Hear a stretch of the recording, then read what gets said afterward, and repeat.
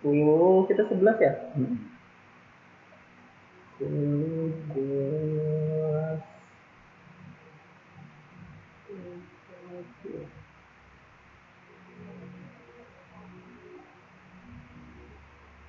Jadi kita mulai ya?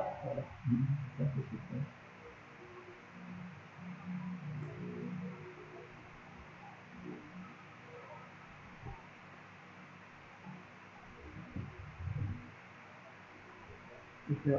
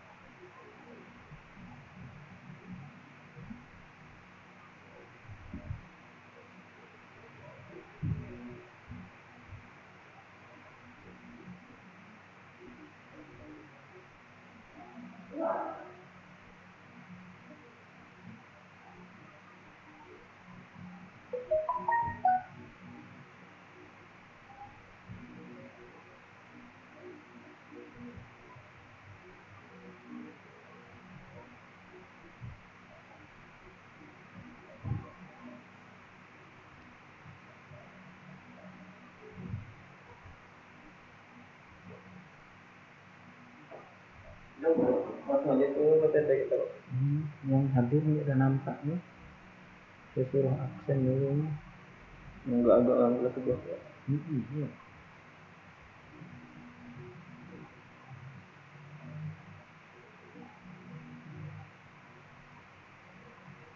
Soalnya kan dia bisa diputar ulang tidak dia. Mm-mm. Penting materi.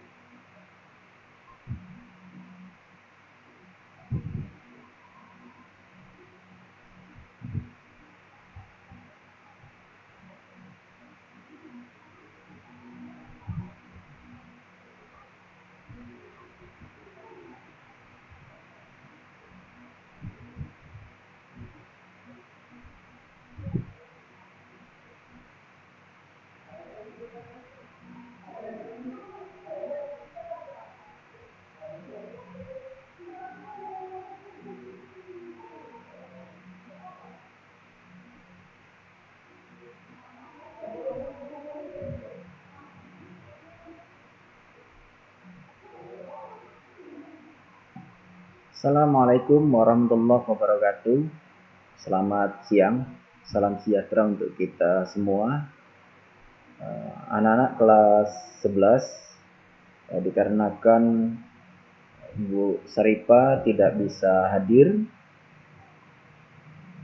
maka untuk sementara saya gantikan untuk mengisi materi.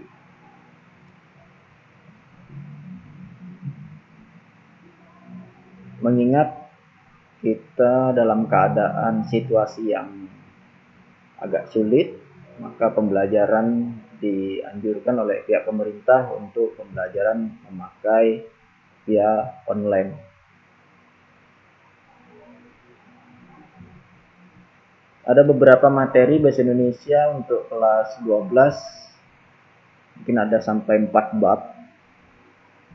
Bapak belum tahu apakah bab yang diajarkan sudah sampai bab berapa, maka Bapak simpulkan untuk memulainya dari bab akhir naik ke atas, ya.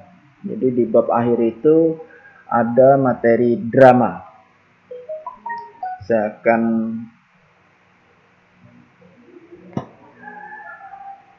jelaskan tentang drama. Seperti yang kalian lihat pada layar, di situ tertera drama A, pengertian drama. Secara etimologi, istilah drama berasal dari bahasa Yunani, yaitu dromai, yang berarti berbuat, berlaku, bertindak, atau berkreasi. Selanjutnya, drama didefinisikan sebagai bentuk seni, mengungkapkan perihal kehidupan manusia melalui gerak atau action dan percakapan atau dialog. Jadi ada dua di dalam drama, action dan dialog. Ini menurut Cahyono tahun 1998 pada halaman bukunya 186. Drama termasuk golongan karya sastra di Indonesia. Tetapi kita lihat tadi secara etimologi, istilah drama berasal dari bahasa Yunani, yaitu dromain.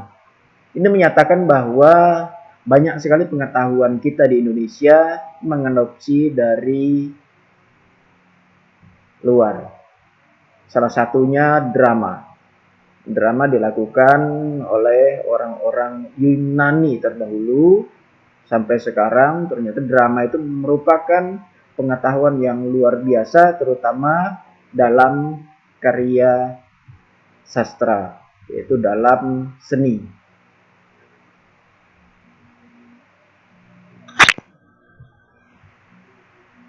Di dalam drama ada beberapa istilah yang harus kita pahami.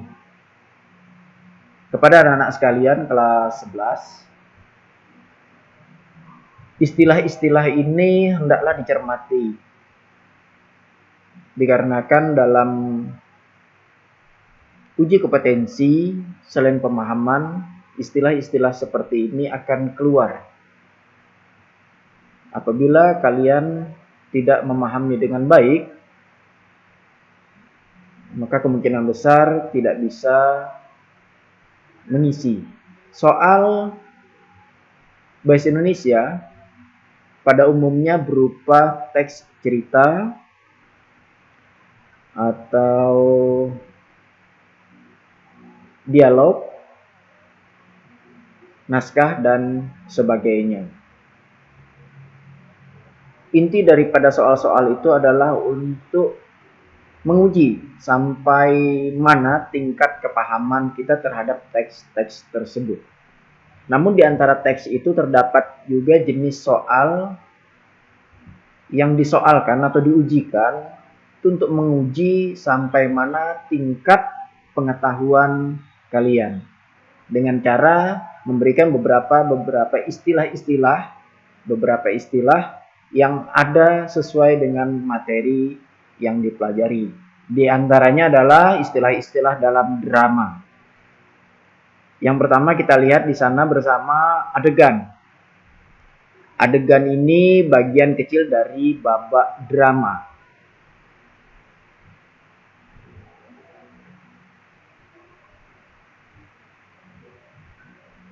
Kemudian ada babak. Babak itu bagian besar dari suatu babak drama. Jadi anak daripada babak itu adegan. Induk daripada adegan itu adalah babak. Adegan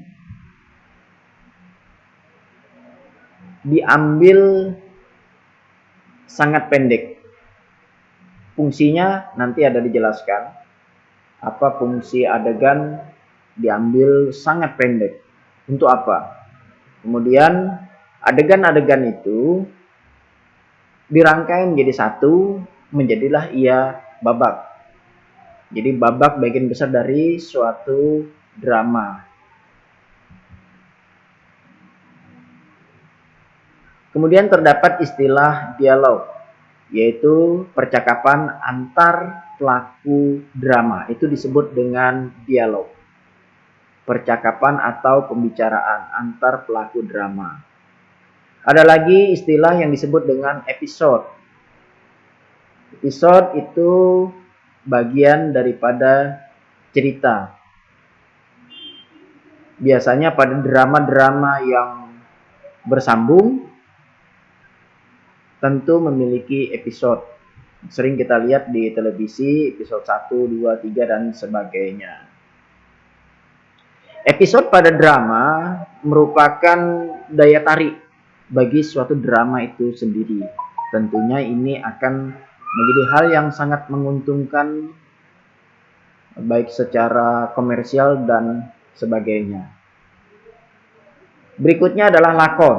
Lakon yang jarang kita dengarkan. Kalau dialog, episode itu sudah kita lihat di televisi, di acara-acara film, tapi lakon jarang sekali kita dengarkan. Jadi lakon adalah cerita yang dimainkan dalam drama.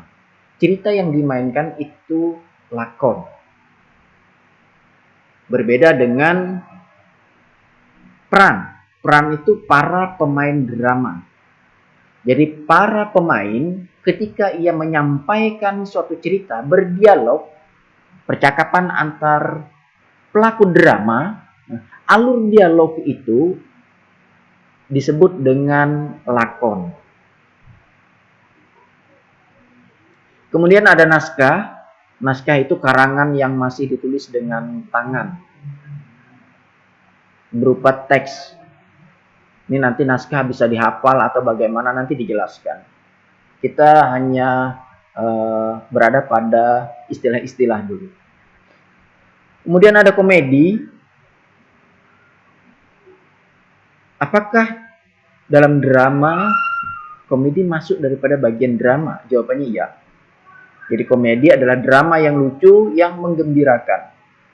Ada juga drama yang bernuansa tragedi, artinya menyedihkan.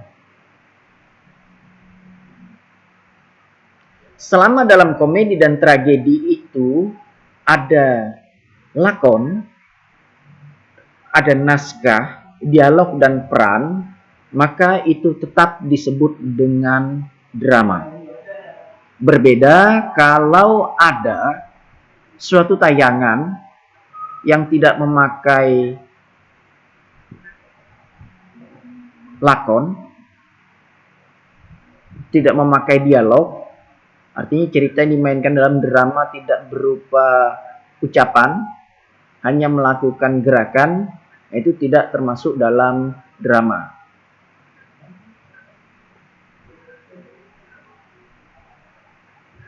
Jenis drama dibedakan menjadi 3 jenis, tergantung dari penggunaannya.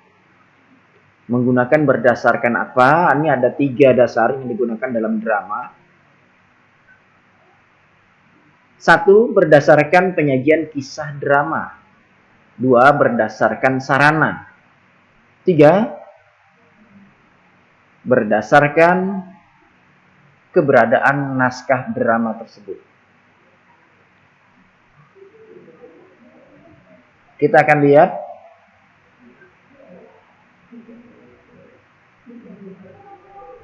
apa penjelasan dari 3 dasar jenis drama tersebut. Yang pertama akan kita ulas, kita jelaskan berdasarkan penyajian kisah drama. Berdasarkan penyajian kisah drama dibagi menjadi 8 bagian atau 8 jenis. Ini artinya drama berdasarkan kisah. Kita lihat tadi, ada yang berdasarkan kisah, ada berdasarkan sarana. Ada yang berdasarkan dikarenakan naskah. Kita akan lihat satu, berdasarkan kisah. 1. Tragedi, drama yang bercerita tentang kesedihan. Ini berdasarkan penyajian kisah, ada cerita. Kemudian komedi, drama yang bercerita tentang komedi yang penuh dengan kelucuan. Hal ini saya kira sudah tidak asing lagi, banyak kita jumpai di televisi. Kemudian tragikomedi, perpaduan antara kisah drama dengan tragedi. Dramanya drama tragedi dan komedi, lucu dan sedih. Sekarang kalian bayangkan, pernah melihat drama jenis ini? Di dalamnya ada tentang ketragedian, bercerita tentang kesedihan, sedih dengan banyak hal, entah tentang kisah asmara, cinta kasih dua pemuda-pemudi, kemudian entah kisah sedih tentang ekonomi, tentang kematian, kedukaan, dan sebagainya. Jadi tragedi masuk dalam kategori itu. Kesedihan apa saja. Kemudian ada disisipkan dengan komedi. Saya kira komedi ini tidak masuk dalam golongan tragedi apa. Karena ini kalau satu episode atau satu film, satu adegan itu hanya diisi dengan tragedi saja, tidak ada komedinya, cenderung drama tersebut monoton, tidak ada kolaborasi untuk menghibur. Berikutnya yang keempat adalah opera. Opera, drama yang dialognya dengan cara dinyanyikan dan diiringi musik. Sampai di sini baru kita sadar, oh ternyata itu yang dimaksud dengan opera. Ada di televisi, opera Panjapa. Seorang dalang yang membawakan dialognya dengan cara menyanyikan dan diiringi musik. Ini contoh opera. Saya kira sudah mengenal semua karena rata-rata sudah melihat di televisi.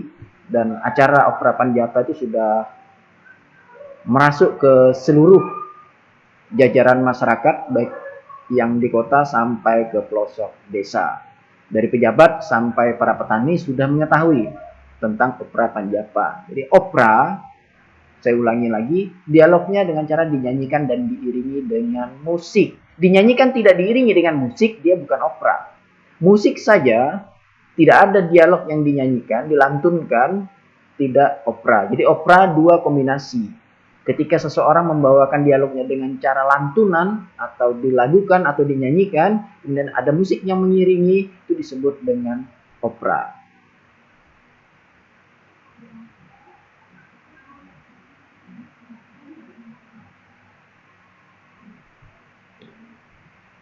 Lalu apa bedanya antara drama, opera, dan musisi, penyanyi? Jangan sampai kita salah mengartikan yang dialognya dengan cara dinyanyikan dan diiringi musik itu opera. Tidak.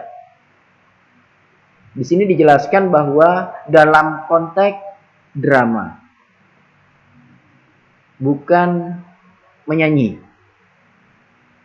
Drama yang dialognya dengan cara dinyanyikan. Drama berarti ada adegan di dalamnya. Yang kelima, melodrama. Drama yang dialognya diucapkan dengan diiringi musik. Artinya ada pengiring musik. Ada backgroundnya di dalam ucapannya. Ini disebut dengan melodrama. Ini jarang sekali kita temui di zaman sekarang. Seseorang berdrama atau suatu kelompok melakukan suatu drama yang dialognya dengan iringan musik. Ada beberapa dilakukan tapi tidak utuh. Hanya pada adegan-adegan tertentu masih kita temui. Jadi ketika kita melihat suatu film, biasanya pada adegan yang tegang, untuk menambah rasa pada penonton, itu diiringi dengan musik. Contoh mudah biasanya pada film horor. Nah, melodrama masih dipakai dalam film horor. Karena dalam film horor itu yang mengerikan, memiliki kesan yang seram adalah musik. Coba kalian tonton di YouTube film horor, kemudian kalian matikan suaranya. Tentu tidak ada kesan seram, kesan mencekam. Ini keunggulan daripada melodrama yang diambil, dimasukkan, disisipkan dalam film horor.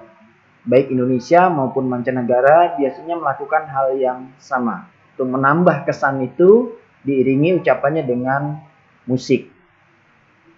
Yang paling mudah kita temui adalah pada film horor. Berikutnya,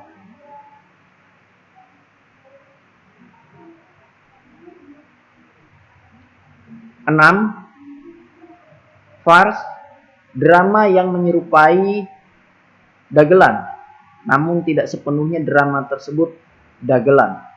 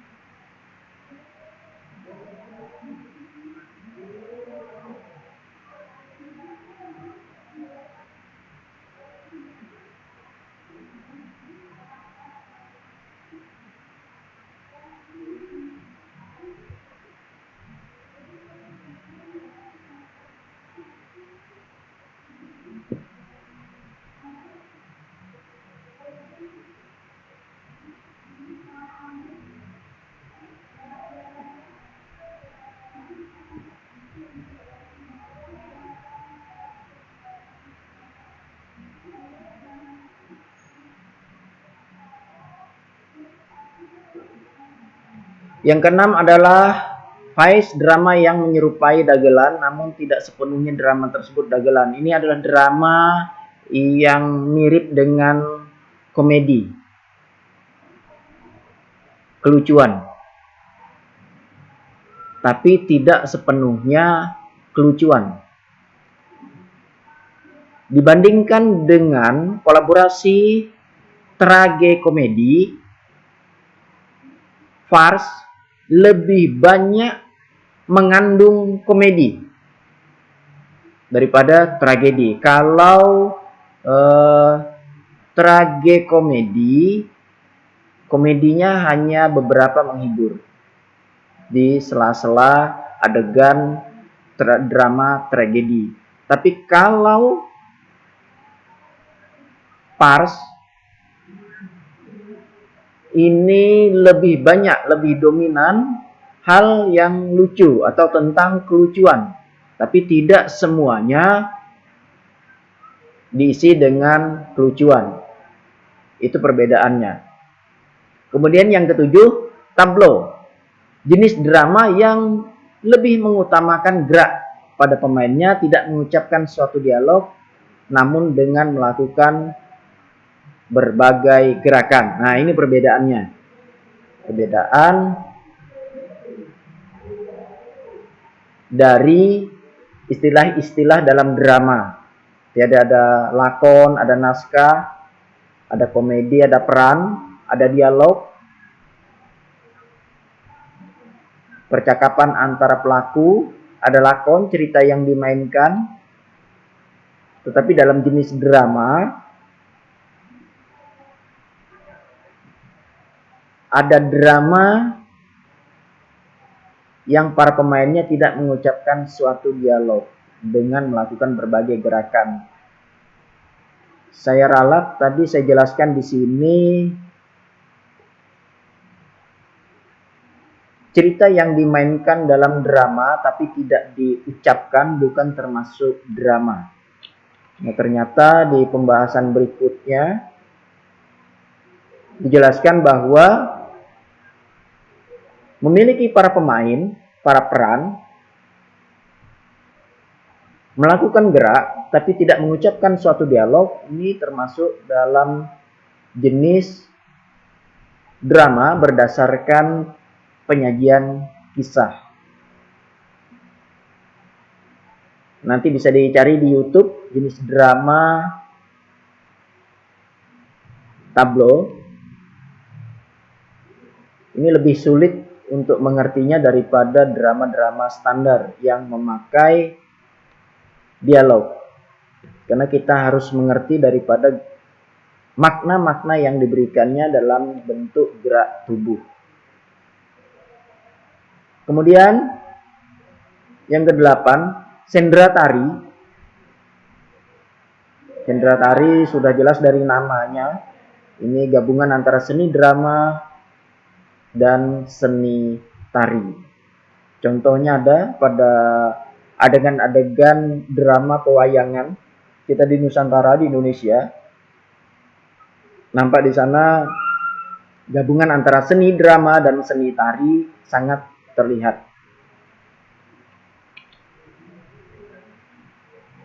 Berdasarkan dari sarana pementasannya. Kalau tadi drama berdasarkan penyajian kisah, ya, penyajian naskah, ya, penyajian kisah drama berdasarkan kisah, sekarang berdasarkan sarana. Sarana artinya kelengkapan. Drama panggung. Drama panggung itu drama yang dimainkan sepenuhnya di panggung. Tapi ada juga yang tidak dilakukan di panggung, seperti drama radio. Drama radio ini tidak bisa dilihat, hanya bisa didengarkan saja.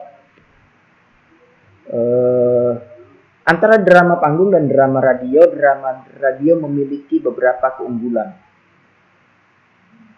Kalau drama panggung disaksikan dengan penglihatan dan itu menimbulkan rasa senang, rasa suka, berbeda dengan drama radio. Drama radio, orang yang suka mendengarkan drama radio memiliki tingkat hayal atau tingkat sugesti yang lebih besar, lebih dalam daripada orang yang suka menyaksikan drama panggung. Karena pada drama panggung ia tidak lagi membayangkan tempatnya. Berbeda dengan drama radio. Dengan mendengarkan radio, setiap apa yang diucapkan itu menjadi ilustrasi dalam pikirannya. Sampai habis cerita tersebut, ia akan terus berilustrasi, membayangkan. Ini dampak positif daripada drama radio. Akhirnya ia memiliki tingkat analisa, tingkat pemahaman, tingkat menyambungkan memadukan antara suatu perkara dengan perkara yang lain dengan kepaduan lumayan baik dibandingkan dengan drama panggung. Keunggulannya, orang yang suka mendengarkan drama radio akan cepat sekali memiliki respon atau tingkat kemengertian, memadukan antara adegan satu dengan adegan lainnya, episode satu dengan episode lainnya. Berbeda dengan drama panggung, semua sudah tertera, semua sudah terlihat tanpa harus diimajinasi. Ini keunggulan orang yang mendengarkan drama radio. Yang ketiga, drama televisi. Hampir sama dengan drama panggung, tapi drama televisi tidak bisa diraba, artinya tidak bisa berupa nyata. Ya, hanya duduk saja, menonton saja. Kalau drama panggung, sewaktu-waktu kita bisa ikut dalam panggung itu dengan keperluan tertentu. Tapi kalau drama televisi tidak bisa, kita hanya menyaksikan saja. Yang keempat, drama film. Drama film ini layar lebar, biasanya dipertunjukkan di bioskop. Jadi mirip dengan drama televisi, drama film. Tapi karena tadi berdasarkan jenis dramanya, berdasarkan sarana, maka yang di televisi bisa saja ditampilkan dalam drama film. Karena pada saat ini, pada sekarang ini kan kita hanya menggunakan file. Bisa diputar di televisi, bisa diputar di bioskop. Tapi untuk televisi, ketika kita dalam keadaan live atau langsung, itu tidak bisa diputarkan di drama film bioskop. Yang kelima, drama wayang. Wayang saya kira sudah tidak asing lagi. Ini salah satu seni sastra yang ada di Indonesia, di tempat kita. Drama yang diiringi dengan pagelaran wayang. Arti pagelaran wayang ini seluruh sarana prasarana pewayangan lengkap. Baik dari gamelan, serulingnya, pakaiannya, dan sebagainya, itu lengkap. Tidak ada yang tertinggal. Ini disebut dengan pagelaran wayang. Contoh daripada drama wayang bisa kita lihat pada pertunjukan yang memerankan tentang Siwa, Ramayana, Cinta, atau Tujuh Pandawa. Nah, bisa masih kita nikmati di YouTube. Kalau mau dilihat bisa, masih ada itu, ya. Yang keenam, drama boneka. Dari namanya saja kita lihat bahwa tidak ada tokoh manusia di sana. Yang ada hanya boneka. Yang memainkan adalah manusia sungguhan, tapi digambarkan dengan boneka yang dimainkan beberapa orang atau satu orang atau beberapa orang, bisa lebih dari satu orang, dengan karakter-karakter yang berbeda. Tentunya apabila ini dimainkan oleh satu orang, ia memiliki karakter suara lebih dari 1 sampai 2 suara. Bahkan ada yang sampai 10-5 suara yang bisa dimainkannya. Saya pernah lihat tayangan di televisi, wawancara dengan para pemain boneka, drama boneka. Mereka memang betul, baik di Indonesia maupun di luar negeri, mereka memiliki suara yang lebih dari 5, lebih dari 2, bahkan banyak sekali untuk memerankan tokoh-tokoh. Kenapa bila seseorang memainkan drama boneka kemudian memerankan tokohnya dengan 1 suara, sedangkan di situ ada 5 boneka, ini menjadi hal yang tidak menarik dalam pendramaan boneka.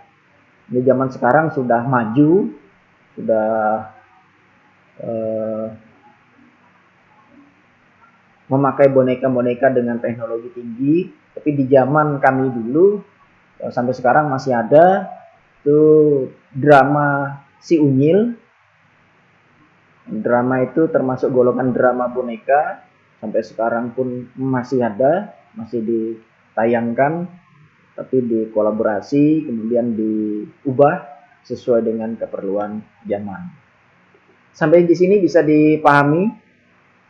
Saya melihat anak-anak belum ada yang hadir nih di kelas 11 TKJ.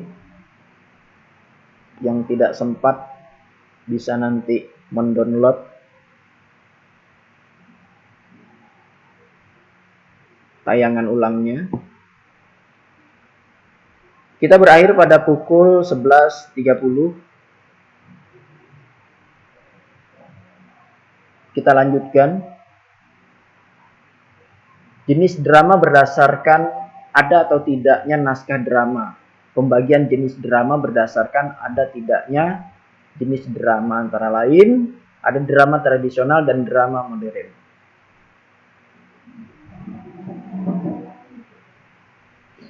Yang menjadi pertanyaan, Pak, dari mana sisi menariknya kita mempelajari suatu drama, mempelajari suatu peran?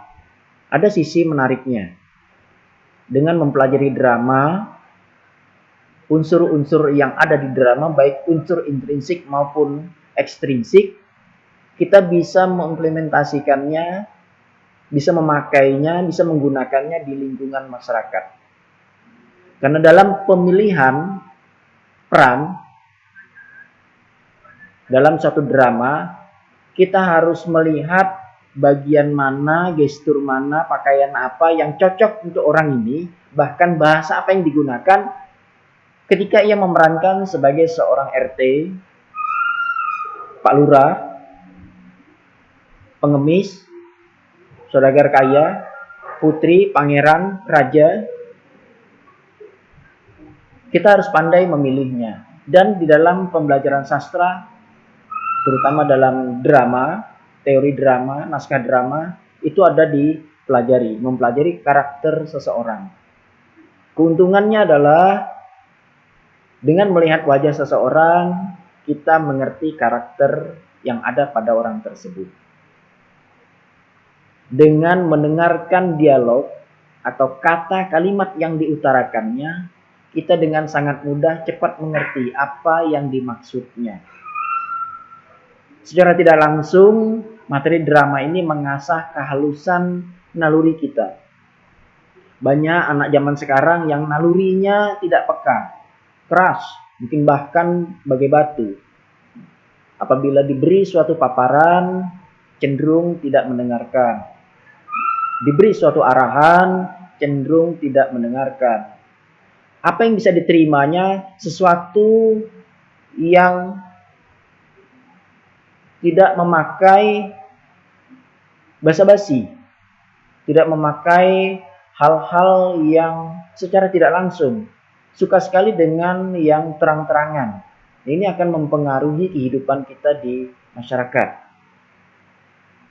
Oleh sebab itu penting bagi kita mempelajari tentang sastra drama. Ini membuat kita lebih halus.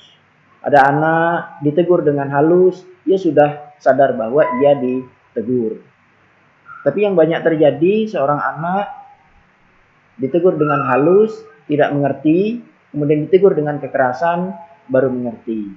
Andai kata di zaman sekarang lebih banyak anak-anak bangsa itu harus ditegur dengan kekerasan secara langsung, bagaimana generasi berikutnya. Kita kehilangan budi pekerti. Kita kehilangan etika. Nah, pelajaran drama, seni drama, sastra drama akan mengasah seseorang untuk perasaannya lebih halus, agar ia lebih mudah dalam merespon apakah tentang budi pekerti, etika, norma-norma, akhlak, dan sebagainya. Dan ia akan memiliki kemampuan bermain peran lebih dari satu peran. Suka tidak suka, anak-anak sekalian, kita akan memerankan di dunia ini lebih dari satu peran. Saya di sini memerankan sebagai seorang guru mata pelajaran. Di rumah saya memerankan sebagai kepala keluarga. Ketika berjumpa dengan istri saya memerankan seorang suami. Ketika saya berjumpa dengan anak saya memerankan seorang bapak. Dan ketika saya berjumpa di masyarakat, saya memerankan sebagai seorang masyarakat yang bisa bersosial. Tanpa kita mempelajari dasar-dasar drama, tentunya kita agak sulit membawa diri kita dalam kehidupan masyarakat, baik masyarakat maupun rumah tangga. Ini keuntungan kita mempelajari seni sastra drama. Kita lanjut. Drama tradisional, drama yang tidak menggunakan naskah. Dulu, seseorang yang melakukan pementasan drama, naskah itu ada di dalam benak mereka. Mereka tidak perlu lagi menghafal karena mereka sedikit banyaknya mengalami peristiwa itu. Dan apabila peristiwa itu tidak dialami, mereka akan masuk dalam naskah atau cerita atau hal yang dipaparkan, dijelaskan, sugesti mereka masuk ke dalam sehingga mereka mengalami yang disebut dengan penjiwaan, menjiwai. Dicabut ruh mereka, dimasukkan ke dalam karakter itu. Kemudian ketika ia berdrama, memainkan suatu drama, ia tidak memerlukan naskah lagi.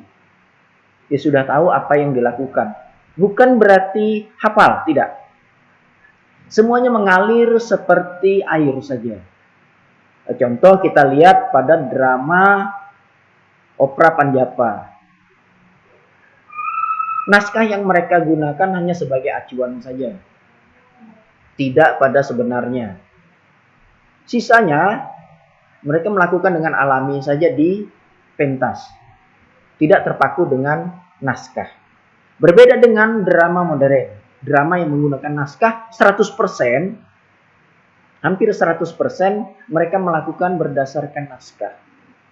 Bahkan apabila tidak keluar daripada naskah, itu akan diulang lagi. Terutama pada adegan misal film kolosal, kerajaan. Bagaimana menyampaikan titah seorang raja, apabila tidak sesuai dengan naskah, maka adegan itu akan diulang lagi. Bagaimana seorang aktor memainkan atau memerankan sebagai hantu pocong, ketika ia menggunakan bahasa yang tidak sesuai dengan perannya sebagai hantu, adegan itu akan diulang lagi. Tapi berbeda dengan drama tradisional. Maka orang-orang terdahulu banyak melakukan drama-drama tradisional. Kalau sekarang drama modern sangat tergantung daripada naskah. Dilihat dari dua jenis ini, kita sudah tahu terjadi penurunan kualitas dalam seni drama. Sekarang sudah terpilah menjadi dua, tradisional dan modern. Tradisional itu tidak menggunakan naskah. Bagaimana mungkin seseorang bermain drama tidak menggunakan naskah? Sungguh itu luar biasa. Tapi di zaman sekarang, di zaman modern, orang ingin bermain drama menggunakan naskah. Tentunya ini sangat terbantukan sekali. Dulu, ketika seseorang tidak memiliki kejiwaan tentang drama, ia tidak akan bisa berdrama. Sekarang, kalau ia mengerti dan bisa hafal tentang naskah drama, sedikit banyaknya ia bisa menjadi seorang pendrama. Unsur-unsur drama, ini inti daripada drama.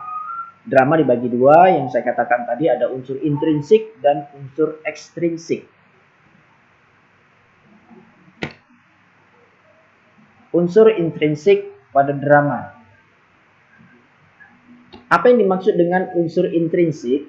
Unsur intrinsik adalah unsur yang membangun suatu drama dari dalam drama itu sendiri.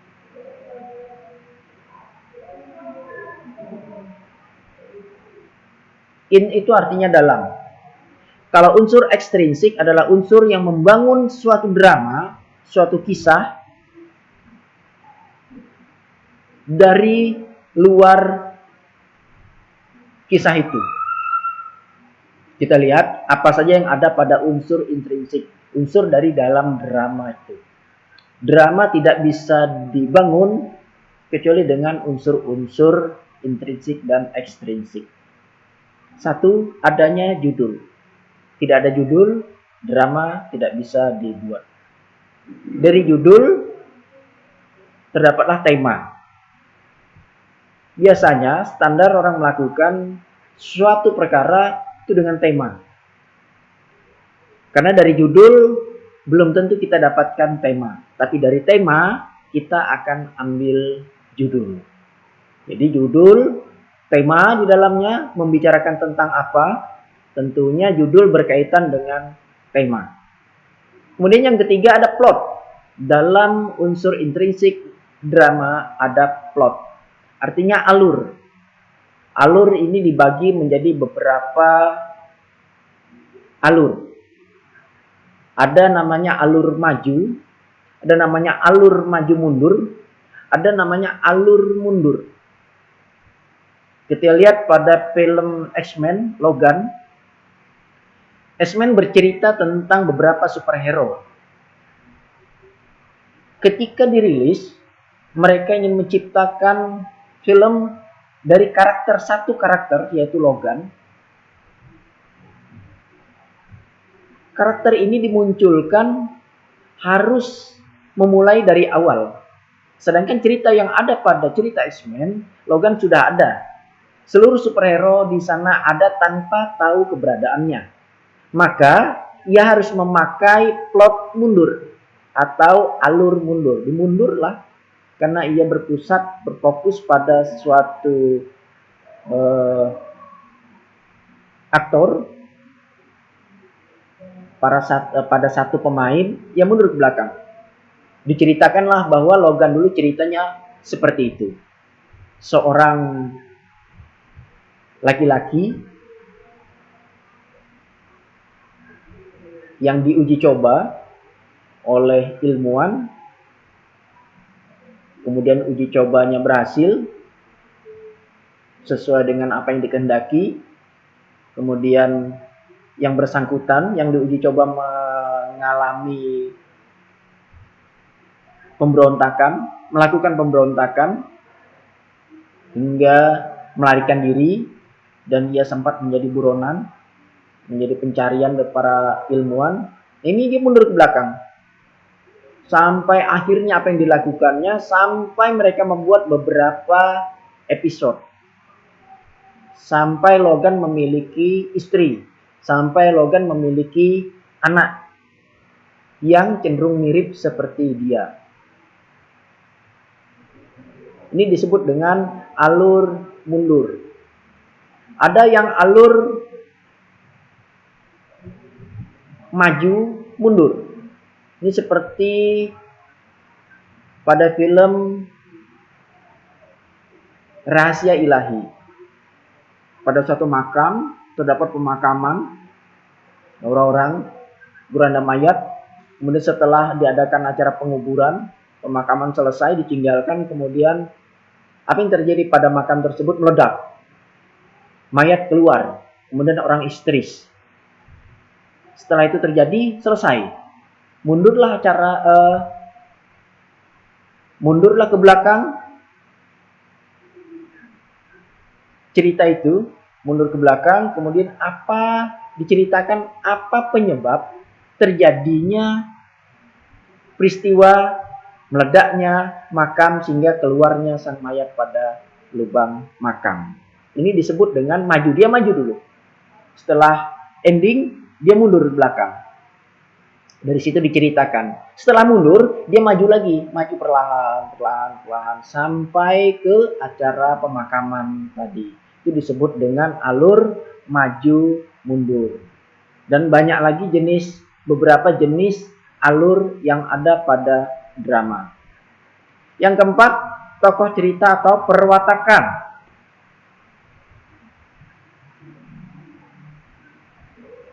Berdasarkan perannya, tokoh cerita perwatakan ini ada peran utama, ya, ada peran utama dibagi menjadi dua. Ada yang antagonis, ada protagonis.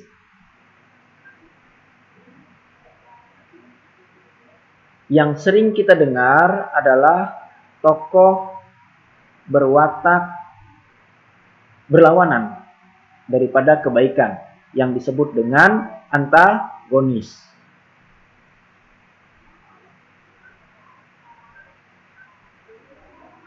Contoh, dulu film bioskop selalu diisi apabila ditayangkan film silat, selalu muncul dua karakter. Yang satu terlihat Barry Prima. Masyarakat sudah menebak, pasti lawannya adalah Apen Bangun. Ternyata benar. Banyak film apabila dibintang filmnya oleh Barry Prima, musuhnya selalu Apen Bangun. Nah, maka di sini kita lihat ada yang berwatak protagonis dan ada yang berwatak antagonis. Ada yang berwatak baik, ada yang berwatak sebaliknya, licik, geram, pemarah, temperamen, dan sebagainya. Itu tentang perwatakan daripada drama. Ada lagi peran-peran pembantu dan peran lainnya, banyak lagi, tapi kita jelaskan dua saja dulu. Kemudian ada dialog. Unsur intrinsik itu ada dialog yang digunakan, percakapan yang digunakan dalam drama. Ada konflik, ada permasalahan. Jadi ketika kalian menulis suatu drama, unsur intrinsik wajib ada. Ada judul, tema, alur atau plot, beberapa tokoh dengan wataknya di dalamnya, dengan karakternya di dalamnya, ada dialog. Tidak lupa ada konflik, ada masalah. Dari masalah itu bermula dari apa sampai klimaksnya sampai puncak permasalahan, kemudian ada penyelesaian permasalahan. Kemudian latar belakang atau setting. Latar belakang atau setting ini adalah di mana tempat diadakannya drama. Film horor jelas di kuburan, rumah tua, pohon besar, dan lain sebagainya. Film horor di restoran, ini sudah tidak sesuai dengan latar. Antara latar setting dengan tema dan judul tidak sesuai. Nah, judul dan tema itu harus sesuai dengan latar atau setting. Latar ini menyatakan tempat. Setting itu menyatakan waktu. Artinya yang melatar belakangi suatu adegan. Di mana? Di sungai. Kalau bercerita, nampaklah sebuah sungai. Terdapat sebuah sungai. Tapi kalau film, langsung saja dia berdiri di pinggiran sungai. Kemudian berakting. Waktu, nah dari naskah misalkan, ia berdiri di pinggiran sungai ketika matahari terbenam. Maka waktu yang diambil dalam drama ini adalah ketika hampir maghrib. Matahari mulai merah dan hampir tenggelam. Dan mereka harus mengambil gambar, pengambilan adegan pada saat sesuai dengan setting. Karena matahari sulit untuk dibuat sesuai dengan naskah itu. Maka banyak adegan yang mengiringi waktu. Pada musim salju harus menyesuaikan, mencari saljunya dan bagaimana harus disesuaikan. Kemudian ada amanat di dalam unsur intrinsik drama. Amanat itu yaitu pesan yang ingin disampaikan. Setiap adegan yang dilakukan, setiap drama yang dilakukan pasti memiliki amanat. Seperti Malin Kundang. Kita semua pasti tahu. Amanat yang ingin disampaikan adalah hendaklah seorang anak tidak mendurhakai orang tua. Karena ketika kita mendurhakai orang tua, dosa yang teramat besar. Sampai-sampai apa yang diminta oleh orang tua akan diijabah atau dikabulkan oleh Allah Subhanahu wa taala, oleh Tuhan yang Maha Kuasa. Menjadilah ia menjadi sebongkah batu. Sampai sekarang masih sebagai bukti. Ini amanat yang ingin disampaikan. Dan banyak lagi cerita-cerita lain selalu ini. Amanat banyak. Ada amanat tentang budi pekerti, tentang etika, tentang moral, dan sebagainya. Tentang budaya banyak sekali. Terakhir, bahasa. Bahasa yang digunakan hendaklah bahasa yang lugas, santai, tidak berat, yang tidak dimengerti, memakai bahasa yang banyak dipakai dan mudah dipahami oleh masyarakat sekitarnya. Contoh, kita membawakan suatu drama dengan bahasa Kutai. Kemudian drama itu kita tayangkan di daerah Jawa. Atau drama itu kita tayangkan di daerah timur, di Papua. Kita tayangkan di Sulawesi. Orang tidak mengerti. Maka yang ada pada bahasa yang ada pada drama sesuai dengan konsumsi lingkungan sekitar. Kalau ingin dikonsumsi secara menyeluruh, maka bahasa yang digunakan adalah bahasa pemersatu bangsa, yaitu bahasa Indonesia. Kalau ingin dikonsumsi suatu daerah saja, maka cukup gunakan bahasa daerah. Tapi sekarang lebih mudah. Ketika drama itu mencuat, menjadi konsumsi, menjadi kenyamanan bagi masyarakat, di bawahnya bisa dituliskan translator atau arti daripada bahasanya. Bisa seperti itu. Jadi ada cara untuk menyikapinya. Demikian paparan saya tentang drama. Tadi unsur intrinsik. Ini ada unsur ekstrinsik terakhir. Unsur ekstrinsik ini ada hal yang mempengaruhi suatu drama dari luar drama itu sendiri. Tidak ada di dalam drama.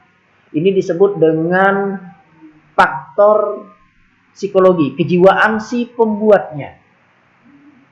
Ada faktor ekonomi, politik, sosial budaya, pendidikan, kesehatan, psikologis, pemain, kru, kebijakan pemerintah, dan sebagainya. Ini unsur yang dari luar, yang membangun suatu drama itu lebih menarik. Biasanya ini bisa ditelaah berdasarkan kondisi. Kalau sekarang kita lagi masuk dalam bagian kelima, faktor kesehatan. Bagaimana virus corona ini mencuat menjadi kekhawatiran seluruh orang di dunia. terutama di Indonesia. Kita sudah banyak sekali korban yang diakibatkan oleh virus ini. Ini kalau kita buat drama, film di tahun ini, sedikit banyaknya unsur kesehatan berdasarkan keadaan akan masuk di dalam film yang kita buat. Ini disebut dengan unsur ekstrinsik, unsur dari luar, psikologi si pembuatnya. Saya ingin membuat ini berdasarkan ini. Kalau faktor pendidikan menjadi hal yang mengkhawatirkan atau menjadi hal yang baik, maka orang akan membuat unsur ekstrinsiknya berdasarkan pendidikan. Lalu apabila banyak dibuat film bernuansa horor, tentu pernah terjadi di tempat kita. Film yang bernuansa horor. Apa yang terjadi pada masyarakat kita? Apa yang terjadi pada negara kita? Secara unsur ekstrinsik sudah terlihat bahwa masyarakat bangsa kita lebih menyenangi hal menyeramkan daripada hal yang menyenangkan. Itu unsur secara ekstrinsik pada drama. Faktor psikologis pemain dan kru ini juga mempengaruhi. Orang yang memiliki kejiwaan tentang sosial budaya disuruh memerankan tentang kesehatan, tidak masuk akal. Ia akan kehilangan jiwa. Tapi seseorang yang memiliki kejiwaan tentang sosial dan budaya, ketika ia memerankan tentang sosial dan budaya, ia akan terlihat alami. Nah, maka faktor intrinsik ini penting sekali dalam drama selain unsur intrinsik. Dua ini berpadu. Demikian penjelasan saya tentang drama. Semoga ini menjadi hal yang baru untuk kita semua, menjadi menarik untuk lebih mendalami karya-karya sastra yang ada di negara kita sendiri, di Indonesia. Kenapa adanya pelajaran bahasa Indonesia? Kenapa ada pelajaran sastra? Karena memang masyarakat kita kurang sekali berminat dengan bahasanya sendiri dan kurang sekali berminat dengan budayanya sendiri. Maka pemerintah tetap mengukuhkan dalam jenjang pendidikan dari sekolah dasar, sekolah menengah, dan sekolah menengah tingkat atas untuk tetap mempertahankan mata pelajaran bahasa Indonesia. Karena untuk membuat masyarakat kita mengerti apa itu Indonesia. Untuk lebih dalam mengerti Indonesia, tentunya banyak mengerti tentang nilai-nilai budaya sastra yang ada di negara kita sendiri. Demikian materi hari ini. Semoga yang sedikit ini berkah untuk kita semua dan menjadi pengalaman baru serta menambah ilmu pengetahuan untuk kita. Saya akhiri. Usikum binafsi bitaqallah. Assalamualaikum warahmatullahi wabarakatuh.